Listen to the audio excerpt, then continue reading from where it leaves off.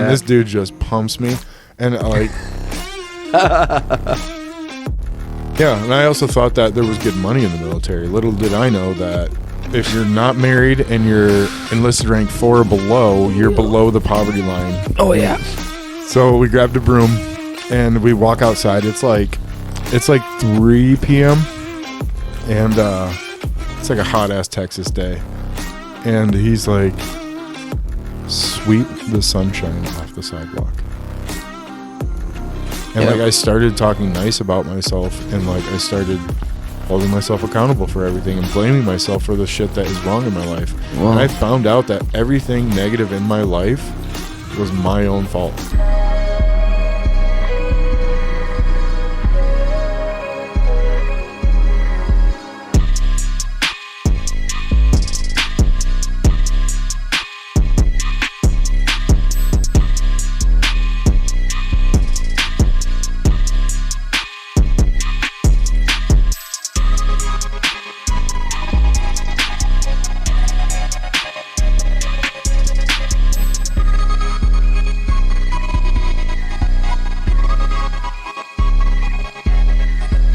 But like, oh man, could you imagine if we started doing that again? Should we do it for old times? Do it. Hey, Calvin, can you press the top left red button on the Zoom?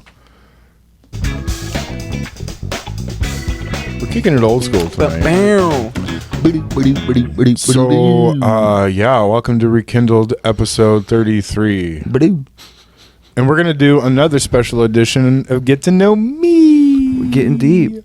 You know, it's 30-something episodes. You got to know us a little bit better. Well, now. I got real deep into you last episode, so now it's time for you to get deep in me. I'm still walking funny. Get it? Gay joke. Shouts out Calvin here. Yeah, Calvin's behind the camera tonight, switching for us. So, shouts out, Calvin. We love you. It's my way of saying hello. And he is literally switching cameras while he's scrolling through his phone. He's a legend. He's a fucking legend. That's why we love you. But hey, how you doing, my brother? I'm all right, buddy. Dude, so we're getting into it, eh?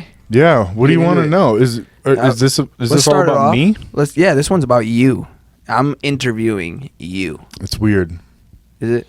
I've never been interviewed. Too. I'm a good interviewer, so you ready? I'm scared. Why? I'm not going to hurt you too bad. You're not going to get too deep. I mean, we're going to get deep, but not too deep. I have some things that I'm not going to share yet, but there is some things that I do want to share with everybody, but it's not... cliffhangers out there, kind of? Yeah, it's just not the right time. I still have to talk to some people about some things. You know how I went through some addiction issues with some substances. Yeah. I still haven't talked to everyone that I need to talk to about it yet. Feel you. You don't want them to kind of see I don't want them to find out like this. It'd be more respectful of you to... Yeah, you got to tell them yourself. Yep, they can't find out while everyone else is finding out. I got to close than that. I got to close some doors first. For sure. Know? That's respectful. So I'll make sure to keep off of that one. Yeah. I'm the only goddamn dope fiend around here. Former. Yeah, make sure you say that. Goddamn, we're sober as a bird lately. 9 years off the dope, but lately, jeez Louise, I ain't even got time to smoke no weed. So no. But hey, you ready to get into it, guy? Yeah, man. What do you want to know? Start from the beginning. Right when you came out. No, I'm kidding. Popped out of my mom's pussy. It queefed. Pretty. Just like that. And I mean, I popped out funny. I came out like this or some shit. No, sideways. No, but for real, I was born with the umbilical cord wrapped around my neck. So you almost died. So even at under 1 year old, I was already trying to kill myself. Matt Bogart comedy. Find him on Instagram and YouTube. Yeah, it's just the beginning, buddy. No, so I was born here in good old GR. Yes. Have an older brother, older sister. I forgot you were born in Grand Rapids. Yeah, man. You moved away for a bit, didn't you? Yeah, so I was here until I was 7. My dad worked for Sarah Lee at the time. Yep. Sarah Lee. And his job moved him down to Memphis, Tennessee. So when I was 7, I moved down to Memphis. Lived there for 2 years. Shout out the Titans. Yeah. Titty boys. Memphis Grizzlies. Titty boys. Memphis Grizzlies. So yeah, I lived there until I was 9, and then moved again to Cincinnati, Ohio. That's the one I remember. Yeah, from 9 to 12 or 13, whenever 7th grade, because 12, 13 area. Yeah, because I when I came back to Grand Rapids, I went to Byron, and it was 8th grade. So yeah, it's like 13. But yeah, my childhood, I don't know, man. My brother and I were always best fucking buddies. Played hockey. Started playing hockey when I was 3 years old, which is kind of nuts. It's on that Shawnee boy level. Yeah, man. I didn't start till I was like 6 or 7, I want to say. That's still pretty young. Yeah. But, yeah, I played hockey. And that was pretty much my whole life, man. Like, even the off seasons, it was hockey. Rink in your backyard, son. Yeah. So when we moved back here, we had a nice backyard, and my dad and I used to build a rink back there and everything. Skated on it once or twice. It's a good rink. Yeah. I don't even know what to talk about here, to be honest. No. But, like, I feel like moving around, real quick while we're on it, moving around made me the social person that I am today. Yeah. And I think that, like, that's kind of where, like, my comedy stuff, like, stems from. Like, because, like, I had to be the funny person to survive almost. Yeah. Like, it kind of felt like that. Like, that's how you broke into those social groups, is, like, the funny guy is always accepted, you know. So yeah. And you're also not, like, staying there long enough to where you can, like, build those type of, like, really long-standing relationships, you know. Like, well, at least when you were in, like, Tennessee or, like, Cincinnati, it's like you're only there for what? Couple years here, couple years there. Yeah, exactly. So it's like by the time you're about to build that long-standing friendship, it's like, oh, it was ready for that long-distance love. It was, dude. It was hard there for a little bit because it's like, yeah, I moved to Tennessee and made some really good friends, and then like a year later, see ya, and then I did it again and again. Yeah. That would be hard. So that's one thing I didn't have to. We've always been here, so yeah. Crazy. Yeah. Okay, so you had a good upbringing, good family life, good brother, sister, good, just normal suburban living, basically. You know what I'm saying? With its struggles here and there, but I was gonna say, I love my parents to death, but they really put on a good image that everything is always okay, and everything is always good.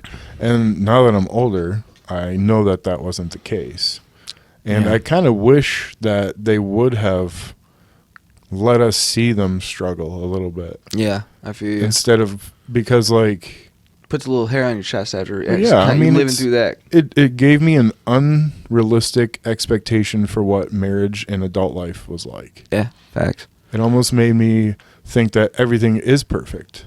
Yeah. So, right. But I mean, they were just trying to do what they thought was best and protect us. Can't fault them for anything they do. Right. Parents, and that was kind of like how it was back then too. You know what I mean? If you didn't have that white picket fence, perfect life, you weren't, at least in certain circles, you like weren't accepted. You know what I mean? Yeah. Like my whole family, just, you know, you look at them on the outside, perfect. You look at them on the inside, everyone's got their problems. You know what I'm saying? That generation did not like to show their problems. Holy shit, they did not 1%. Yeah. So I feel that. That's what's up. I feel that a lot. So, okay, you're in high school. What were you like in high school? What, you know, like, because you gave us the story of like how you you know, we were chilling, and then you kind of got with Sam, and then you know things, you know, and then. But yeah, kind of give us a little overview of just like what high school was like for you, you know? Man, how do I even begin? As far as the school? Start when we met, you know what I'm saying? Yeah, so when we met, that was what, 8th grade? Yep. 8th grade was cool, man. 8th grade was fun. Yeah. I don't know why, like I felt like I fit in so well, and like I got along with so many people, and like, I don't know, I was doing good in school. I always did pretty good in school, but I never really liked it, so. Right. But yeah, like chilling with you. I started playing guitar, I think in 7th grade. So when I got here, I think you were already playing an instrument. Yeah, I was playing the bass. Yep, I was in that friend or foe band. Yeah. Yep. So like guitar was always like a big thing, for me, and like we started that band. What was we said we had so many different bands, like with Max Quint and Derek Bronick and something about nightmares. There was one that we called like something nightmares. Look or something. to the Skies. Look to the Skies. By the Skin of Your Teeth was Derek's band. Yeah. There was so many. Yeah, it was. We had fun. ours. I wish I really knew how to play back then. Otherwise, it would have been a different story. I wasn't that good. I feel like we were actually really good. We just I feel like that's the thing of all musicians. You got to fall into your sound. Yeah. So it's like you play with a bunch of people and then you just keep progressing. All of a sudden you find your sound and you're like, this is how I play guitar. Yeah. Like you're way better than me at guitar. Shit. Yeah, it's been a few years now. On a stairway to heaven. I'm like, bro, whoa, that's pretty good. It's been a few years. So okay, guitar was a passion. And obviously I was still playing hockey then. Hockey was your main passion. Dude, it was everything. You were doing AAA, you was traveling. Yeah, yep. So then 9th grade rolls around. I mean, I should also start with 9th grade. How old were we, 14? I was 15 because I could drive by sophomore year. So I don't know what happened in my life, but by 15-ish, I started already getting into some substances. Oh yeah. And I don't know what it was about where we were, but I felt like everybody. Bro, Byron Center knew how to party, bro. It was insane, but everyone partied. The nerdy kids partied. The popular kids partied. I was drinking heavily by 9th grade. By 10th grade, I was. It's just. I feel like that's hockey. That's true. Hockey is just such a. Dude, there was a time. You feel me though? I don't know how to explain it, but it's just you played hockey. You just kind of got that mindset. Gotta go hard. So the reason I bring it up is because obviously I'm going to talk about my alcohol abuse issues. Yes. But yeah, it started and I would Dad, if you're listening, or I'm sorry. But I would at 15, dude. I would eat those quercetin pills. Yep. Those triple C's, man. And for those who don't know, I wouldn't recommend it. Robo Trip. It's like Robo Trip, but it started off with me taking 8 of them, which is a half of a pack. Mm-hmm. And 8 of them was fucking cool for a month or two. And then I'm like, okay, I'll take 12. Whoa, that was the coolest fucking trip I've ever had.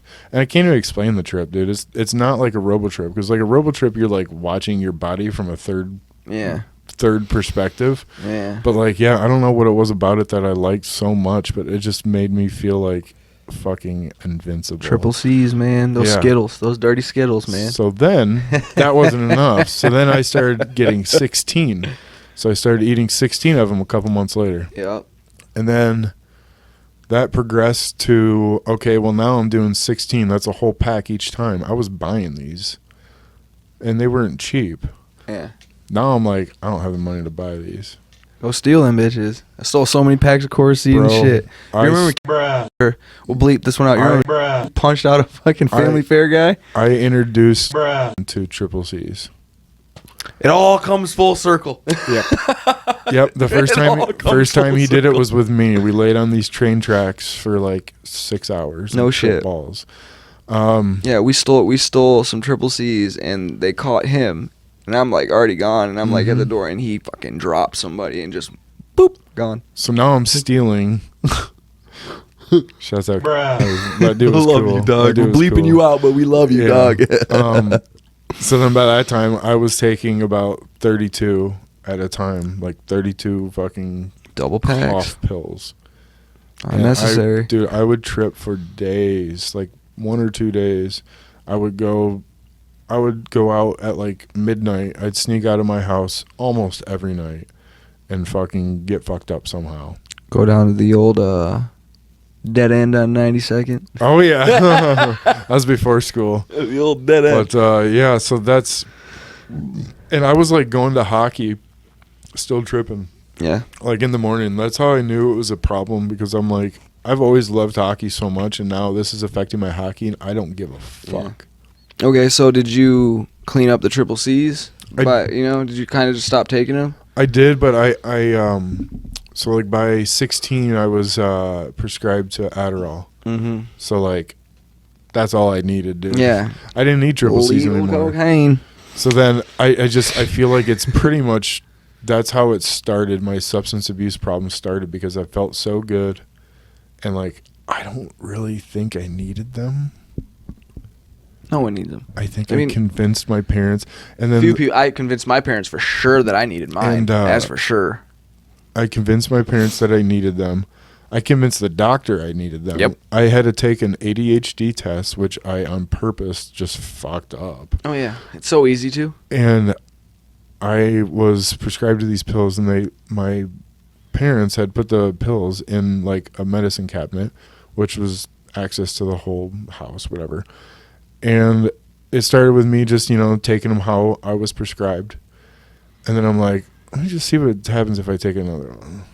And I'm like, fucking zing.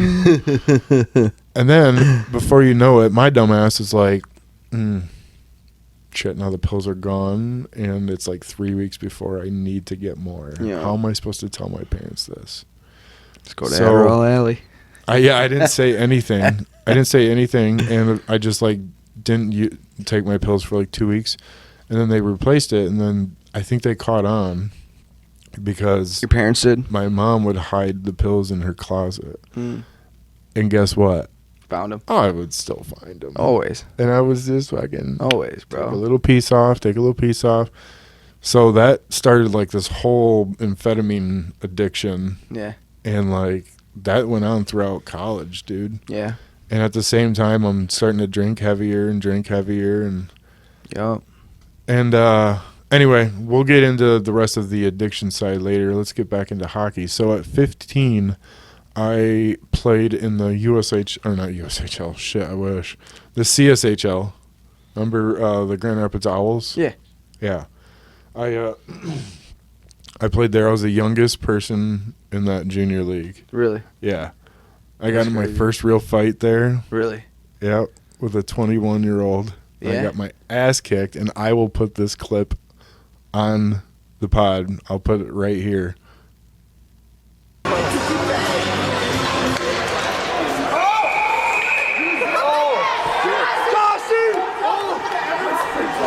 at everyone skating to the bench.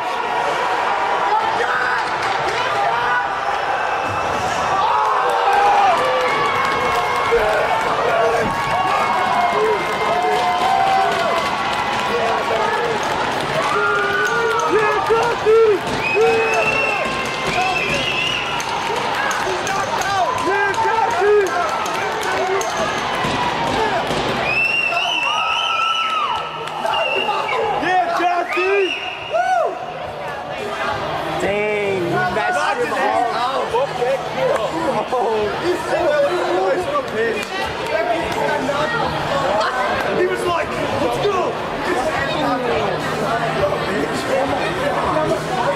There you go, Cassie! He's bleeding everywhere! Get up, guys! Look at his mouth! Broke his shit, He's bleeding everywhere! Get that on camera!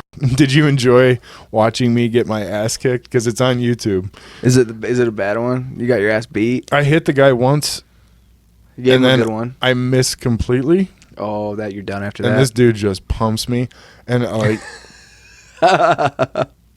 yeah, he pumps me. And I woke up like in a puddle of blood on the ice. Like there was a puddle of blood on the ice. And I was like... up, bro. I like looked up. I'm like, what the fuck? And I went and got stitched up in the locker room afterwards. I came back out and played the rest of the game, and I had like 6 stitches here, 1 here, and I had 7 stitches on my chin. And I lined up next to the same guy that I just fought, and I was like, you want to go again, you fucking pussy? Just looking like straight hell. He's like, are you serious? I'm like, no. That's a thug lad over here. No. Did he give a chuckle? Yeah. He's like, dude, I give you props for coming back out. I'm like, I'll be here, yeah. but don't fuck with me no more, bro. You probably went up against Goonieson for fuck's sakes. Dude, apparently, I found out he's like the goon of the league. So, yeah, I picked the wrong guy to fight. Gotta go pick the team captain sometimes. Yeah. So, after that, I played... this was after high school then, huh? No, that was when I was 15. Oh, okay. Yeah, I was playing in a league with like grown-ass men. Damn, that's crazy. And yeah, then, because you can be like 16, 17 playing juniors, right? Yeah. Like, yeah, okay. Yeah, so so then after that, Binsky recruited me to come play for Granville, and I was like, I didn't want anything to do with it because I'm like, high school hockey, you ain't gonna get anywhere. But we were good, bro. we were fucking good. We were really bro. good, and I enjoyed playing there. I enjoyed Binsky. I enjoyed most of our teammates. Some not so much, but so after I played my first year at Granville, I went and tried out for a bunch of USHL and like NAHL, North American Hockey League teams.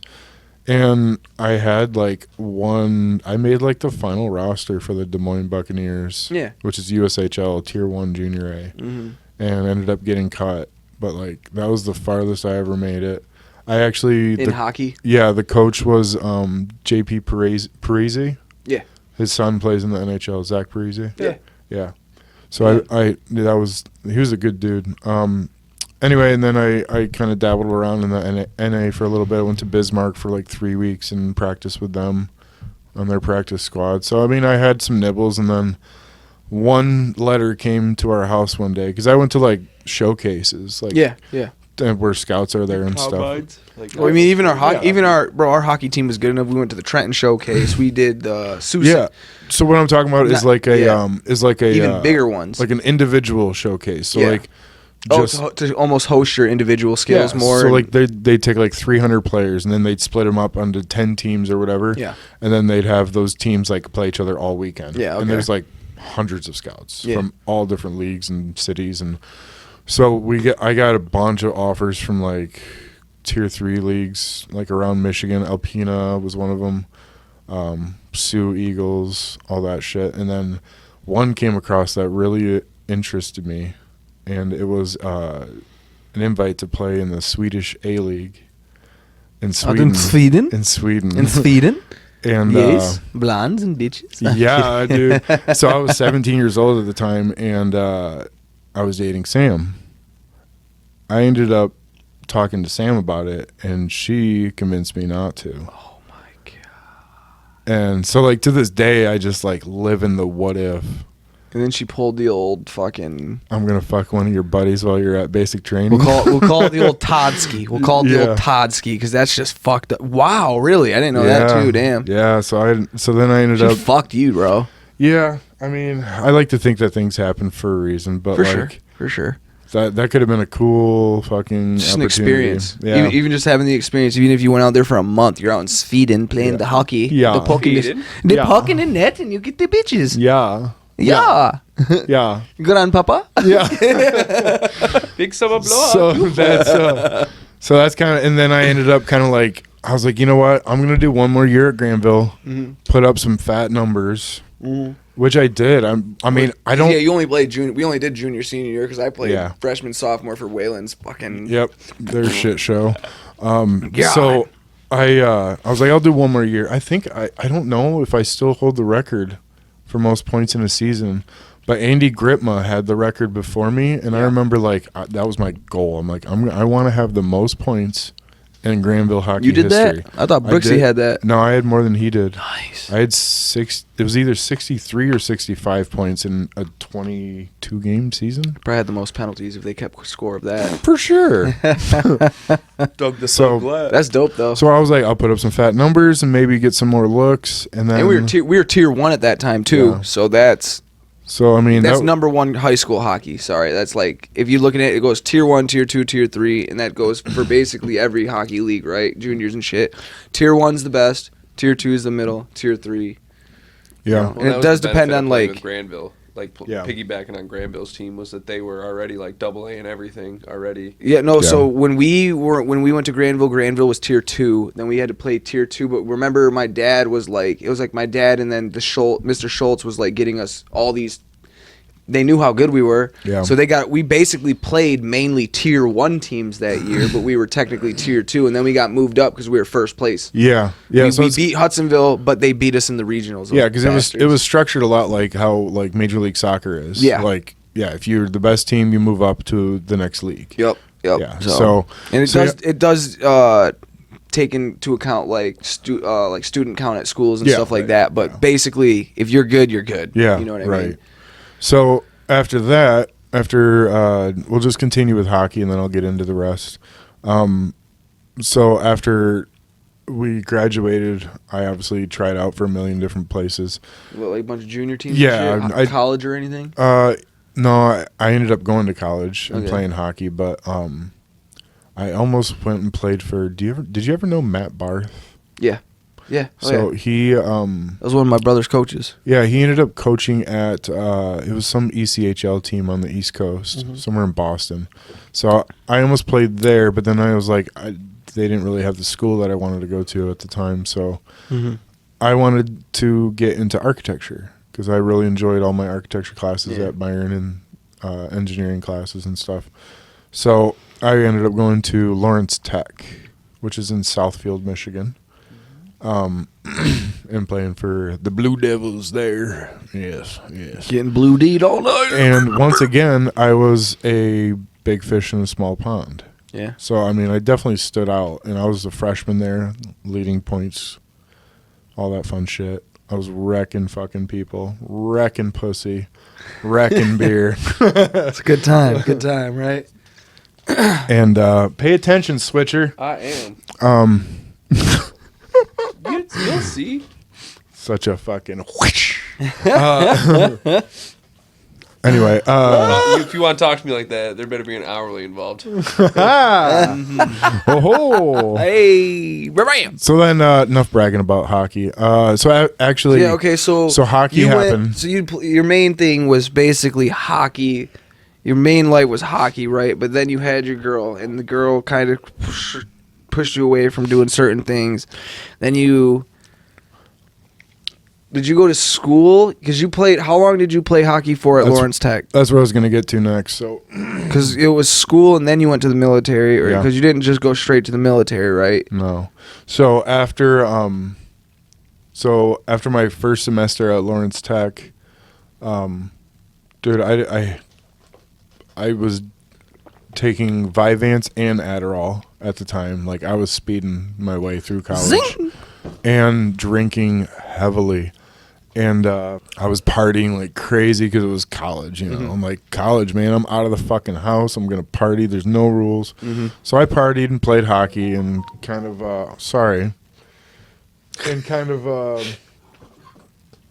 like fucked off during college and never really went to class. Hockey was your main thing. You were there to play Yeah. hockey. You weren't there to really do much else. So after a semester, dude, I thought I was hot shit. Like, I was the leading point scorer as a freshman in the league, not just my team, in the league.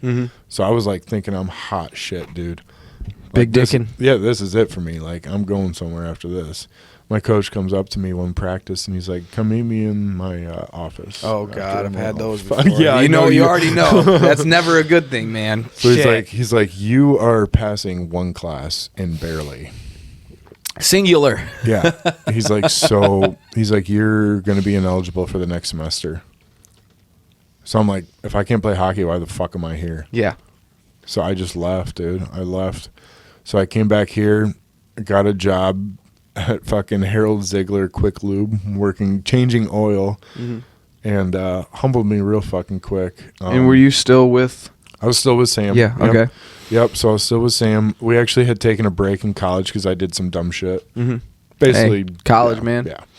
Yeah. Spread your wings and fly. Yeah. One of those things where I thought we were on a break, but we weren't, and fucking, you know. You were. Yeah. They just like to make it sound like that. Yeah. So anyway,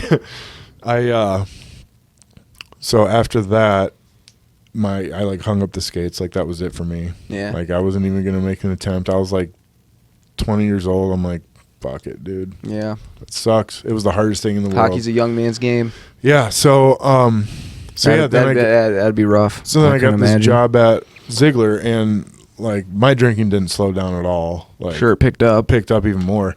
I was drinking at work, like consistently, and this dude I worked with, Cody Moore, really good buddy of mine. I would give him rides all the time, and we'd hang out. Fucking, he was one of my best friends at work. He always wanted to join the military, and he couldn't because he had diabetes. Diabetes. Yes. Goddamn. So Goddamn diabetes. This is, And I'm not making fun of it. It's just a funny word. I was gonna diabetes, say goddamn. have your jokes because this is gonna take a turn. I know. I already know. I know, and I'm not. That's why I said I'm not making fun of it. But that goddamn diabetes, man. And I actually have a funny video of Cody of me pranking them that I'll put here.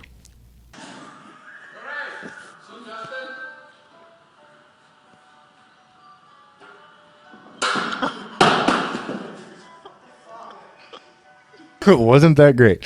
So anyway, one day I'm at work and I used to like sweep the back shop at Ziegler after hours because I wanted more money, probably for drugs and alcohol. Yeah. And so I was out back cleaning one time, and let me rewind. So the day before that, he was living with my boss at the time, who they were like, that's how we got the job. Yep. He was good friends with the manager of the Quickly. Yeah, linked up, got a good job. He came to living with work. him. He came to work one day without him, and I was like, "Where's Cody?" He goes, "Oh, he felt like shit. He wanted to sleep.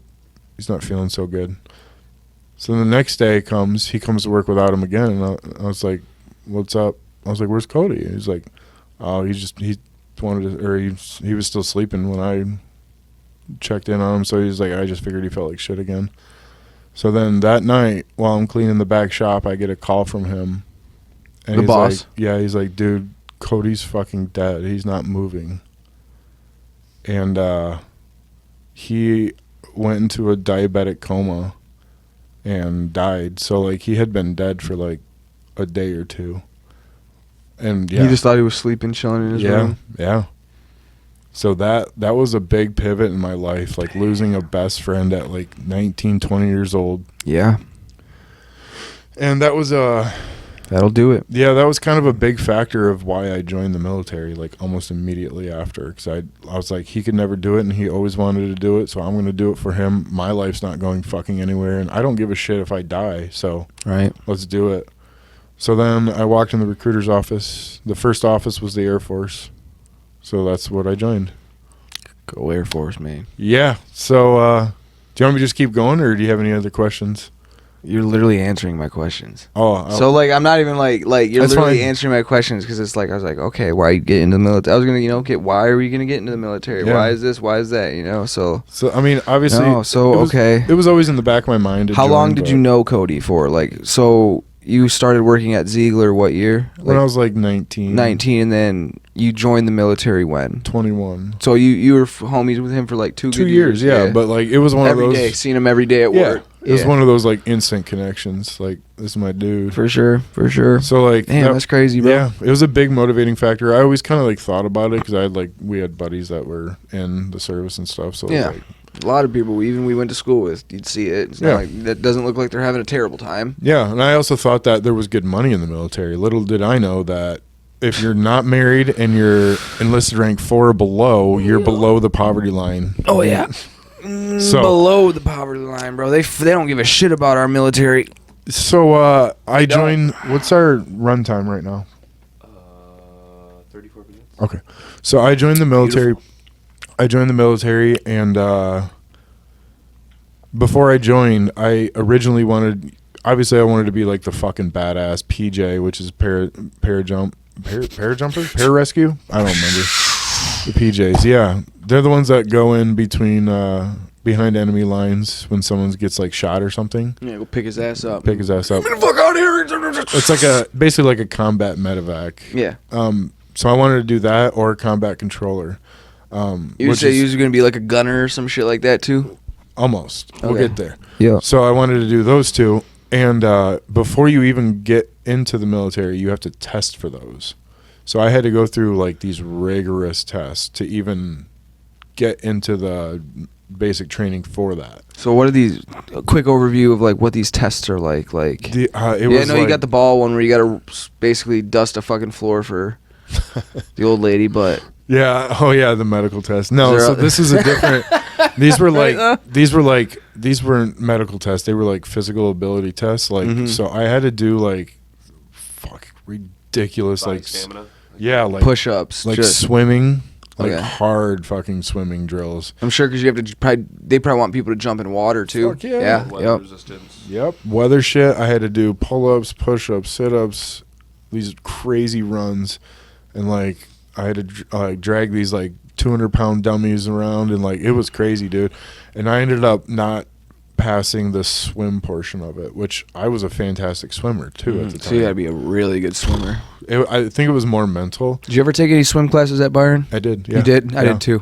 But funny story, just about swimming. I got so many Saturday schools because of swim class. But you want to know what's funny? I'm sitting in the goddamn swim class. I'm sitting here with my fucking feet in the water. But you remember how cold they used to keep that pool? Oh yeah, bro, freezing. So I'm like, I'm on drugs. I'm not trying. This is like my senior year. I'm on drugs. I'm not trying to go in this cold ass water. Just jump right in, right? So I'm like easing my way in, you know. Class starts. My feet are in the water, probably up to like here, you know. So Skipper's like, "Oh, you're late because you're not in the pool." I'm like, fuck you, dog. Are you kidding me? I got a Saturday school almost every single Saturday for the whole time I had swim class because he just kept fucking with me. And I'd be in class. I'd be there, feet in the water. "Oh, you're not fully in the pool." And I started doing it just to piss him off. What a like, "Yep, not in the pool." Maybe up for Saturday school, bitch. Yeah, I started skipping that shit. They're like, "Oh, in school suspension." I'm like the Breakfast Club. Swear to God, bro. It was ridiculous. But yeah, so swimming Damn. class. Yeah. Shout out Hooker. You Saltskaber. Yeah. So yeah. So the swim portion was hard as shit. So I was like, it's fine. I mean, there's other cool jobs in the Air Force. I had a cool recruiter, Sergeant Guzman. Shouts out. I know you're watching. Are you proud of me?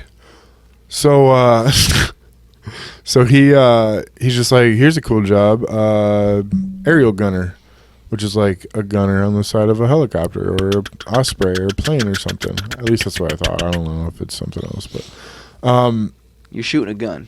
Hopefully. So yeah, I don't know. Yeah. So yeah, that sounded cool. And then so they want to be a gunner. And then he's just like, well, it looks like there's an open slot for gunner, but you have to wait a year to go to basic training, or you can go in 3 months and go as security forces, which is military police for the Air Force. Yep. So I'm like, fuck it, dude. Just send it. I want to get the hell out of here. I want to get going with this. Yeah, right. So let's get it over with. So yeah, March 26, 2013 was my first day of basic training. And man, it was fucking nuts, dude. Was it hard? It was. I feel like that's what a lot of people are worried about. It's like hard. You can draw it up in your head and like expect it and hear stories from other people, but until you experience the feeling of being out of basic training, it's just, you can't explain it, dude. It's not like it was hard. It was challenging. It was different. It was mentally challenging. Mentally taxing, yeah. Like it's almost like yelling at a kid too much, and that kid doesn't know like what's right or what's wrong anymore, type thing. Like, that makes sense. They just keep you on your toes a lot. But that first night, dude, we got there and they have us all stand up, or stand in a formation and stuff, and they're screaming at us, telling us, "Get your fucking skimmies and get in line." Yeah, so little dick's goddamn bastard. I'm kidding. It was like 2:30 in the morning when we got to our barracks. The fuck up. to our they call them dorms in the Air Force. The bunks. Yeah. So so we get there and we have to like, pretty much they're like, brush your teeth, shave. Everyone needs to shave their face. And like they're rushing us like crazy, and I fucking cut myself so bad. It was like dripping everywhere, dude. I was making a bloody mess all over the place. So like instantly I already had the attention on me. And like I went and asked like one of the instructors, "Sir, I got the jugular. I need some help." Yeah, he's just like, well, he's like, well, just keep holding that towel there until it stops bleeding. That was it. But anyway, really, yeah, no help, just fucking hold the towel. Yeah, don't be a pussy. You'll be fine. So about 3:00 rolls around and they tell everyone 3:00 in the morning, and they're like, everyone needs to go to bed. Dude, people are like fucking. There's like 20 people. There's 60 people in one dorm. So they're split, 30 on one side, 30 on the other, and then in the middle is all of the like the lockers and stuff.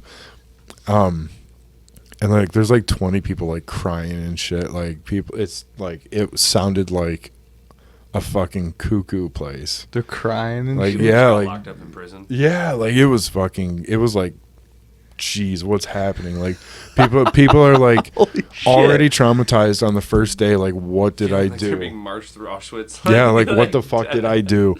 And like I remember I was like, all right, I just got to try to get some sleep because I know it's gonna be a fucking long day tomorrow. So it was like 4:30 in the morning, and I finally, like, that was the last time I looked at the clock, and I remember closing my eyes, and I finally fell asleep. The last whimper was heard around 4:30. Right though. So like 4:30 hits, like, I'm sleeping, and I was like 6 o'clock rolls around, and because we share this huge building with like 6 or 7 other platoons or so. they call them flights. Okay. So Basically same thing. yeah, Class. yeah. So they all go. So there's like, it's like a second floor and a third floor, and underneath is just this big cement pad. That's where you do all your drills and stuff. Yeah. So they're underneath us doing PT in the morning, physical training, like working out. They're underneath us doing PT, and it is loud as shit. So they woke us up at 6. So now everyone's sitting on like an hour or 2 of sleep, and we have to get up. Damn. And so that's how the first day went. Damn. I'll fast forward a little bit. So it was fucking kind of rough at basic training, eh? Yeah, it was different. I just remember trying to not fit in, but just hide. Did you ever think Right. about defecting at any point? Microphone. Make a run for it. Did you ever think about defecting at any point? No, it never crossed my mind. That base was so fucking huge. I would have gotten caught and then would have been arrested. Once you're there, can you leave? No. You can't fucking leave. You No. physically, like, you can't go up to the sergeant and be like, hey. Once you hold sign on, your contract, hold you're on. done. You Yeah. can't go up to the sergeant and say, hey, I don't want to do this anymore. Like, I'm out. Like, fuck this contract. I'll unsign the contract. I don't want to do this I mean, anymore. yeah, I mean, they can make arrangements like that. They can. That's Okay, like so it's dishonorable not. discharge, though, isn't it? Yeah. That would It's be a dishonorable discharge probably, then. Probably. It might just be a general, but there's probably a chance that it's dishonorable. But like, Right. It's rare that you can just quit. Though. Yeah, it wasn't even I an feel option. you. Like, people will get cycled back if they fucked up. So like, basic training was 8 weeks long, and if you're on week 7, which, dude, it seems like years. Week 7, we had like 3 people get cycled back to week 4 because they fucking, I forgot what they did. They fucked up something like bad, but they got cycled back to week 4. So then they had to do week 4, 5, 6, and 7, and 8 again. So to basically do 3 Half of extra it, weeks. Yeah. So there's that threat.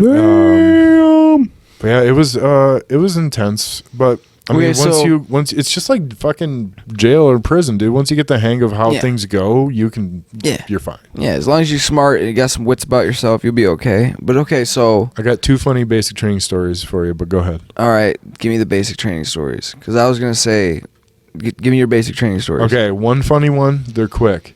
One funny one. I was. Fucking up my questions here, motherfucker. I know, but I'm like, I have these good stories. I have. You're so many answering all stories. my questions. This is bullshit. It's You just came me on prepared. the- You just know me. You know how I'm finna interview. It's just you, me like, on the pod. We don't even need you. basically, bro. No, I'm Should kidding. have had me interview. I don't know yet. No. Oh yeah. Bro, I'm good. I got good No. interview questions, but he literally is answering all of my fucking questions. Okay, I'm just like, So the first one. kinda So just- we each had like kind of like jobs. So like one of my jobs, you just draw it out of a hat, by the way, and that's your job for all 8 weeks. Are you fucking serious? So my job was I had to clean all the wall lockers, so just wipe them down. It was the You easiest said fucking the wall job. lockers. Yeah, like the Okay, big yeah, lockers where we had all. Sorry, I our- didn't hear that correctly. Yeah. So like all I had to do was like wipe them down, dust them, make sure they're clean. It was easy as shit. Yeah. Simple. I got so lucky. And one day I was wiping them down, and I thought, like, because like they call them MTIs, military training instructors. Yeah. So the MTIs they weren't always in the dorms with us. Mm-hmm. So there would be like times where they wouldn't be in there for like 8 hours, and we would just kind of like Dick off. And figure out our own shit. Mm. So like I thought they were going to be gone for a little bit. So we're all doing they call them details, our work. And I was dusting and I was whistling. And I turn around and there's quit fucking whistling. his name's Senior Airman Rock I forgot what it was. He was a badass dude. I turned around and he's just like that, arms crossed, just staring at me. Is he one of your MTIs? Yeah. MTIs, yeah. Yeah. So he was right behind me, and I turned around like, and he looks at me. He goes, "Bogard." He goes, "Why don't you get on your face and start pushing Texas?" And what that means, Push-ups. Yeah, push-ups, because it was in Texas. Yeah. So I started doing push-ups, and I did them until like, dude, I was like, I'm about to puke. And he's Really? like, That bad? Yeah, and he's like, get up. So I got up, and he goes, grab a broom and a battle buddy, because like you never did anything alone. You'd always have someone with you. So I picked my buddy. I think it was Bender, and he's like, thanks for choosing me. Right. So we grabbed a broom, and we walk outside. It's like 3 p.m. and it's like a hot ass Texas day, and he's like, sweep the sunshine off the sidewalk. Because you whistled? Mm-hmm. He goes, you and your buddy can sweep the sunshine off the sidewalk. I was like, what does that mean? I didn't say what does that mean, because before you speak, you have to say, so what was it? Trainee Bogard reports as ordered. Trainee Bogard reports as ordered. Before you said anything, you had to say that. Sir, Trainee Bogard reports as ordered. Anyway, so he's like, you got to sweep this. I was like, Sir, Trainee Bogard reports as ordered. What does that exactly mean? He goes, sweep until the sun goes down. Until there's no more sunshine on the sidewalk. It's like 3 p.m., dude. I'm like, the sun doesn't go down for another 5 hours. We were out there for 5 hours sweeping. Because you whistled? Yeah. Because you were whistling. Mm-hmm. Oh, I couldn't do it. I couldn't. I'd be like, you can suck my fucking dick. No. What the fuck? Okay, let me tell Sweep you. the sunshine. Do you want me to sweep? If you told me to sweep the dust, you'd bring me to a fucking a dust bowl and say sweep the dust. I'd be like, I will sweep it to the best of my ability. At least that fucking makes sense. Sweep the sunshine away. I technically can't do that, sir. That is pretty stupid of you, isn't it? And once again, my buddy was looking at me like, thanks for choosing me. Yeah, right. Asshole. Fucking motherfucker. Could you imagine if you would have just gotten some umbrellas and set them up over the sidewalk, and then just been like, What are you gonna do? Yeah, I don't see any sunshine. that- Just chilling with a beer. Oh my That god, would have been good. That'd have been good. So okay, Damn. so there's that. I have so many more, but I'll just keep it to 2 for now. We'll obviously do a part 2 for both of ours. Get to know each other's. So there's another thing that they did to fuck with us. We're gonna need a part 2 for yours.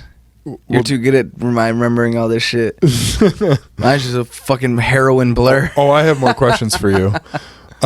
So they used to fuck with us so bad. So like we had The MTIs? Yeah, we had like our weapons in like cases. They're like fake weapons. They're real as They shit. look real. It's Everything just is real except for like basically a fucking movie prop. yeah, except for the bolt carrier group, which is Yeah. like the firing pin and all that shit. Mm-hmm. So we had them in cases, and they're specific to us. We had one person whose job was he had a whole list of everyone's name and everyone's serial number.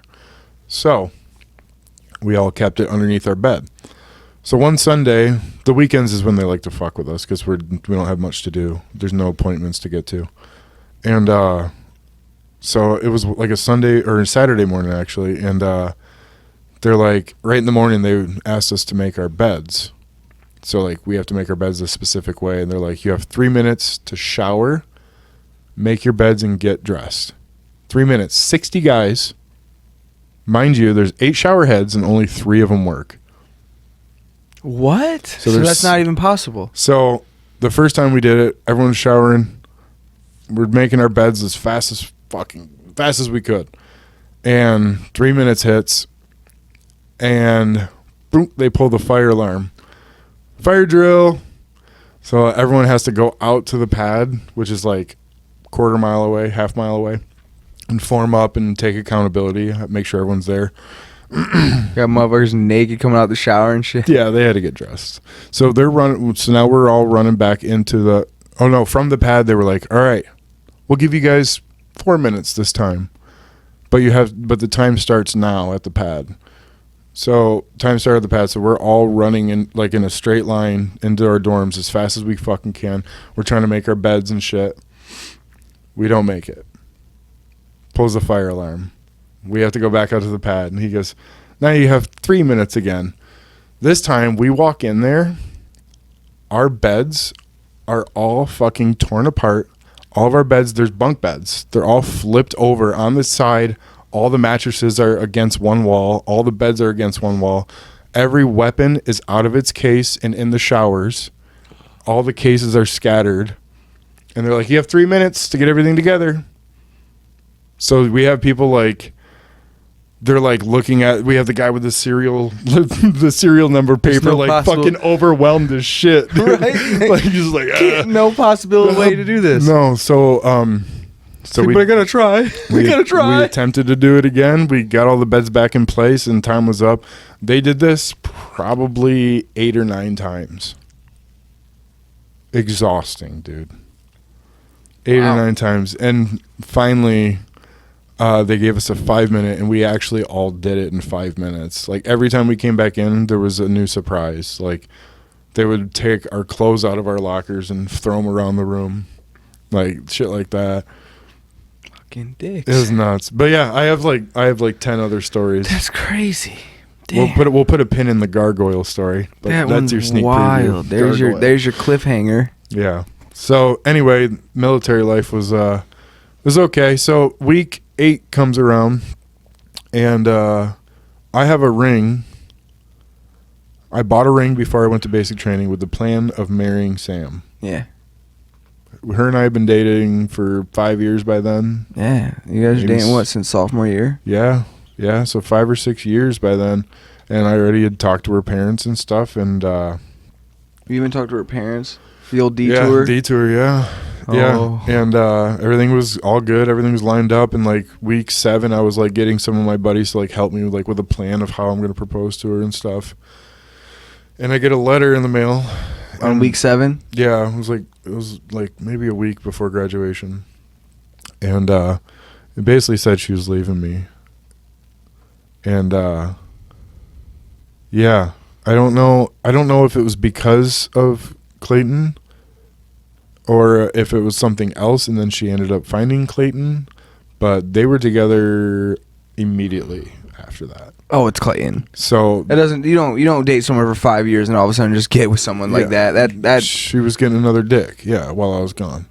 Wow. So shattered me, dude. Like I don't even know what to do with my life, man. I was like, now I'm single. I graduated. Nowhere. Yeah, I graduated. I was single, and then man. Yeah, because we didn't even have phones or anything, so I couldn't like call her or like say like what the fuck's going on or explain to me or. So I'm just like at basic training for another week and a half. Just I wonder what's going on. It was hard, dude. It was really hard. I'd have freaked the fuck out. Yeah, so I had to deal with that, and then after we graduated, we got our phones and all that shit. Graduation was cool as fuck though, because like my family came out, Tyler, Jackie, my mom and dad. They all got to see me graduate and stuff. It was pretty sweet. But, that's cool. And then after that, so you got your phones back. You did this. You don't know what. To this day, you don't know what the fuck it is. Like why she? Yeah. Like a concrete. Like yup, that's exactly why. Or like she never even told me like I wasn't happy or like it was nothing, dude. It was just it was weird. It was the weirdest thing. So I just stopped. Yeah. So I just stopped talking to her, and you just stopped talking to her. Yeah. I'm like, what else am I gonna do? And like every other military person and go back and beg and then bring her the ring. That's obviously what you should have done. Right? Isn't that what every military person does? Or is that just Marines? Marines just go back and immediately put the ring on it, right? Yeah. You had me at TRICARE. Holy shit, that's kind of crazy though, damn. Yeah, so then after basic training, everyone kind of splits off into their jobs. Because like when I went to basic training, it was with... They tell you where to go, right? They're like, you're going to be stationed out of here. You're going to be stationed out of here. Well, that's not even... Because you have to go to your school first. Yeah. So basic training is just basic military stuff. Everyone gets grunt workout. Everyone gets the grunt stuff, all that shit. And then everyone goes and does their specialty schools, which my specialty school was Security Forces Academy, which was actually at the same base as my basic training. So I didn't even have to like go to a different state or anything. So, so then I had my phone and I took like a selfie or something with like my uniform on, and Emily, at the time, Emily Wishmeyer, commented on it and said, "I know that's not Matt Bogart in that uniform." Like, bitch, yes it is. Yeah. How you doing, Which girl? Her and I used to hang out all the fucking time, and she used to drive me around while I was tripping on triple C's. Yeah. Like, she was my driver. We used to hang all the time. The old ski. Not really, dude. I mean, we did honestly, we did like 3 times. Yeah. While we were in school, but it was always so weird because like we were always such good friends, and yeah, I don't know. And then after she commented, I ended up messaging her, and then we just kind of started talking from there. And then like this happened fast. Are you guys ready for this? I thought I was fast with shit, bro. I thought I was fast. I am not fast. I'm very slow. I think it was comparably. It was September or August when we started talking again. Because I mean, we hadn't talked for a couple of years, and like instantly, like I just knew that like she's just the same Emily. She's cool as fuck, chill as fuck. That November, I proposed to her. So, fairly speaking, in military terms, that's pretty solid timing. Yeah, that's not bad for military at all. Yeah, she came. Usually, for military time, usually that's it's a pretty week standard. or 2. Yeah, that's what I said. It's about a week home from basic training. You got a ring on. Yeah. She came out there once. I think it was for my birthday. Yeah, because it was in November. She came out to Arizona and spent like 2 weeks out, just to like get away from Michigan. And like her and I were clicking so much, I was like, why not? And she came and visited, and I'm like, I wasn't even planning on it. And I'm like, I'm just gonna fucking do it. So I proposed to her, and she said yes. And then that January, we were married. Holy shit! Yeah. Can I ask a follow-up question? That was really fast. Because in the aspirations of the event, or in the explanation of events here, I did not hear a purchase of a second ring. Yeah, I literally was gonna ask the same question. I was gonna ask the same question. Holy shit! Is that same ring from Sam? No. Damn, that would have made Nope. such a good podcast moment. Good man. My grandparents helped me buy the ring for Sam, so I returned it to them.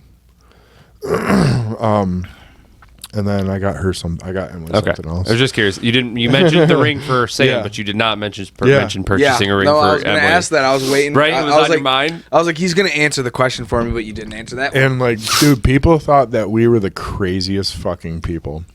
And like, I just knew something was right, but like, it wasn't right away. No. We had many rough years. I was, okay, so. Alcoholic? Yeah, an aggressive alcoholic. Mostly. So let me rewind a little bit. So we got married. Everyone thought that everyone just assumed that she was pregnant. Yeah.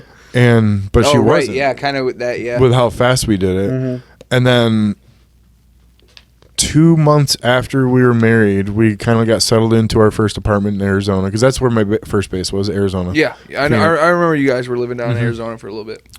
I always kept tabs on your bitch ass. So my first... Damn shit, bro. Got to. My first base was there. And so we're getting settled into our first apartment. I'm just blowing fat loads in there all the time. She's not on the pill or anything. And... dude, we were just reckless. Like, I was in straight people, I swear to God. And I'm sure she's gonna love me phrasing it that way, but it's fine. She knows me. Do you want me? I'm blowing love baskets in your belly. Yeah, exactly. Love baskets. Love baskets. Just Nice. love loads. Love loads. Wonderful. Well put, sir. Well put. So I might vomit back here. 2 months after we were married, she took a pregnancy test and it was positive. 2 months. 3 months, you said. So we were married January 4, and Elijah was born September 14. Or September 15. Holy shit, dude. So, yeah. It was like either a wedding night baby so it was like immediate. And like, honestly, it really fucking bums me out that we did it then, or that we had a child that early, because like my son didn't get the fair shot at having good parents. I like how like Sophie's got it right now. You guys are in a better place. We're solid now, dude. We're solid. We're both solid mentally, and like we weren't there with Elijah, man. And I don't know, man. I regret it. Like, I wish that I could. I mean, there's nothing I can do now, but right. I just wish that I could go back in time and like do it way differently because I You just wish you could have him at a better time. yeah, dude, I was not a good father, and Emily would probably admit that she was not a good mother. Yeah. And I mean, she was a much better fucking parent than I was. At least she was there. I was never around, dude. I was never around. I was either drinking, partying with my fucking boys, or like Working. Yeah, it was not a good dynamic. Oh, let me back up some more. So, yeah, shit, dude, yeah. Fucking, I forgot a major part before Elijah was born. So, 6 months into our marriage, I get tasked to go deploy while she was pregnant. She was, I don't even know how pregnant when I left, like 4 or 5 months pregnant when I left. 5 months pregnant, I think. And I went. Is that when you went to Kuwait? Yeah, so I married her, got her pregnant, and then fucking left her in a town that she's never been in with nobody that she knows. And I never once thought about it, about how that affected her.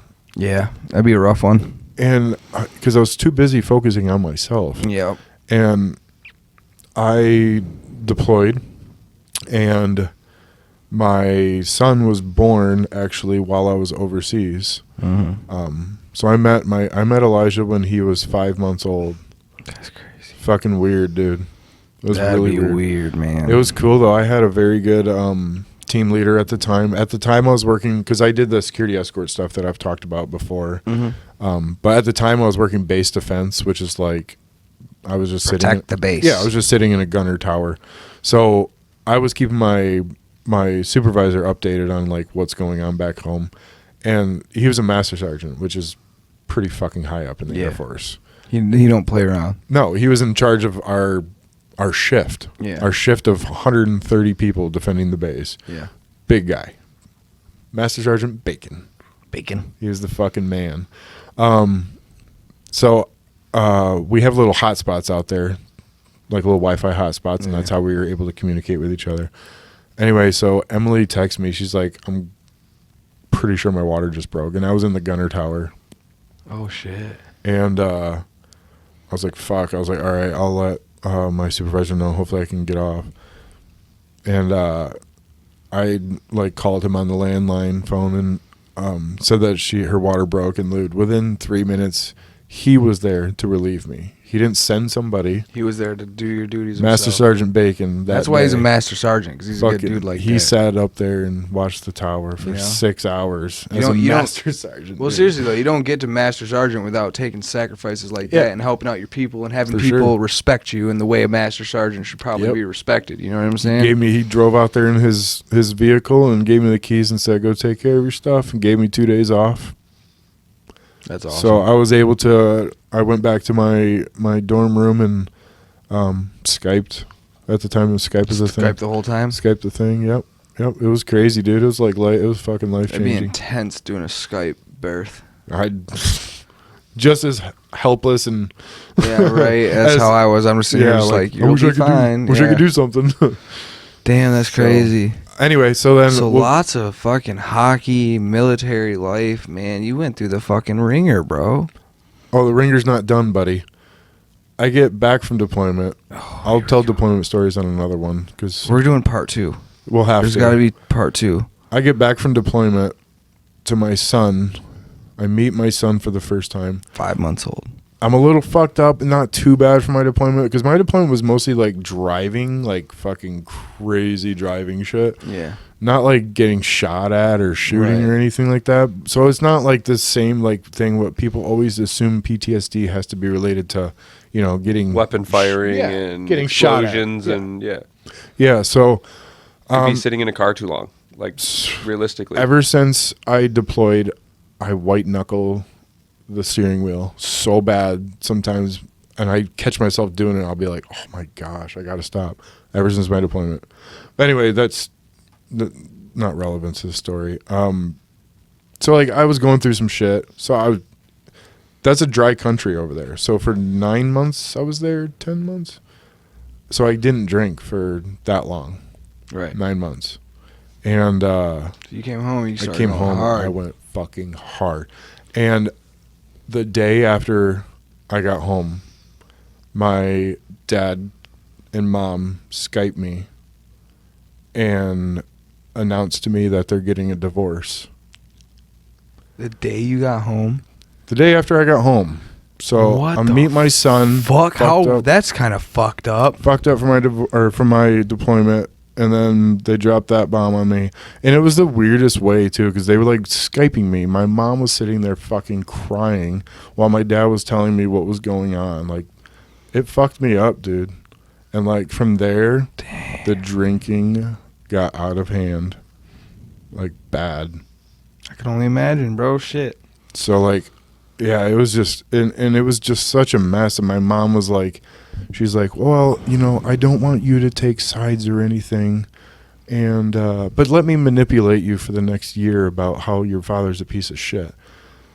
So my mom convinced me that my dad was this horrible fucking person, and like I would get so fucking drunk and like scream at my dad even though he wasn't there, and say like fuck you to him and stuff. Like, it was hard, dude. Oh, dude, I can imagine. Especially like being like manipulated to like hate even more. Yeah. Because you're already in a place of anger. Mm-hmm. Like, what the fuck did I do? What the fuck is all this about? I didn't even know about this shit. And then all of a sudden you're getting manipulated to channel that anger at a single person instead of like a situation. So like, she even said that she doesn't want us to take sides and stuff, but then she plays like, that goddamn shit. And then she made me feel like he was this horrible person. So I missed out on a father figure for 5 years. My dad didn't even like. You didn't talk to him for 5 years? 5 years, dude. He attempted to talk to me several times, and I didn't want anything to do with him, because I thought my mom had me so convinced that he was this person. That must be a hard thing to fucking think about. Just like, who's right, who's wrong. Yeah. Dude. Damn. So, in the midst of all that, I was drinking heavily, and like, dude, I was drinking like a 30-pack almost every day. In the midst of like the divorce and shit like that. Yeah, like the divorce, and then like even like times now, like right before I stopped drinking, I was drinking like a fifth, and then maybe 10 beers, and like, dude, like it was bad. So, after my journey to Colorado, shouts out, I kind of had the epiphany that I like didn't need it anymore, and ended up stopping. I forgot what I was gonna say with this. Well, that's where I'm at right now, bro. Like, I was gonna say, like, it's crazy. It's crazy to feel that way, isn't it? It's crazy to have that feeling of where you're like, I really don't need this. I'm just trying to progress my life and be a better person. Yeah. Like, I have a few drinks, but at the point, like, it's almost like I don't even have fucking time for it. Yeah. I'm so far behind. I don't have time for it. We got to catch up. And I hope you guys can take something from all that, because like I said, you've heard my story, you've heard his story. Some of it. You've gone, like I said, there's a lot more to both, but it's like you can get to these dark parts, you know, like I said, hardships in everybody's life. Whether you see what I went through or what Matt went through as like the absolute worst shit in the world, or whether it's a hardship, people go through hardships. Everybody does. You know, there's always a light on the outside. There's always a light on the other side. It's up to you to see that light. If you can't take these hardships and somehow find positivity out of it and learn from it, then I don't know what to tell you. I think the biggest like changer for me was I read "Can't Hurt Me" by David Goggins. And he said, you and a few others, let's just say, I've heard he said to look in the mirror and talk to yourself every day. And call it the accountability mirror. Hold yourself accountable for everything that you do. Yep. Talk to yourself. It's the weirdest thing, because like I used to look in the mirror. Every time I passed the mirror, I'd say "fuck you" to myself. Yep. And like I started talking nice about myself, and like I started holding myself accountable for everything and blaming myself for the shit that is wrong in my life. Well, and I found out that everything negative in my life was my own fault. Well, think of this too. You start holding yourself accountable for things. You start looking at things in a more positive light. Because if you hold yourself accountable for things, it's all about positivity, realistically. You hold yourself accountable for things, you go, all right, I fucked up here. Where can I do better next time? You're staying positive about it. You can recognize the bad, but you got to stay positive, man. Because if you can stay positive, you can do anything. You really can. You know, Dude, just because you did something bad doesn't mean there's something you can learn from it. And there's like I said, there is a light at every mistake you make. You know, 100%. it's up to you to see that light. You can close your eyes and not see the light, or you can open your eyes and take accountability for yourself and try to do better and reach that light. Yeah. You know what I'm saying? Well put. Well, that's about enough content because I have to edit on Adobe Premiere for the first time, so I'm a little overwhelmed, but Hey, we'll figure it out. In the next 4 to 6 episodes, we will have part 2 to both of our experiences, because I have some questions I want to ask Matt too, and I know you have some that you want to ask me about just other things, and you know, let's get deep into each other, dog. bro, deeper than skin to skin. Hips to hips. I'm kidding. What the fuck? All right, buddy. Love you, brother. No, dude, this was great. Shout out everything. Hey, check out. Shout out everything. Hey, like, subscribe. We see your comments. Keep those comments coming. We absolutely love it.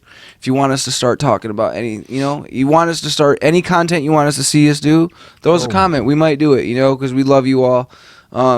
Shout out Matt Bogard Comedy. I didn't say Matt Bogard Comedy Hour I'm proud this time. of you, dude. I'm proud of you. I really am. Matt Bogard Comedy. Check that out on Instagram.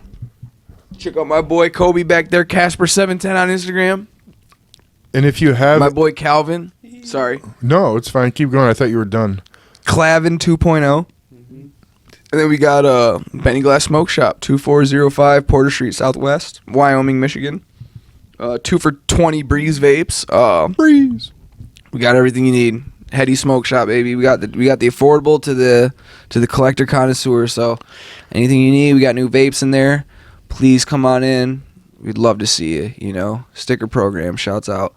Also, if you have anything for us, whether it's topics that you want talked about or anything like that, or if you just have any questions that we can answer on the show, email elevatestudios1821@gmail.com. That's the show's email. Yeah. Or the studio's email. So just email us whatever you want. Email us some pictures or even some funny videos or just anything. Man. Literally email us anything. If we can make some funny content out of it, if we get enough emails on there, we'll start a Elevate Studios email hour.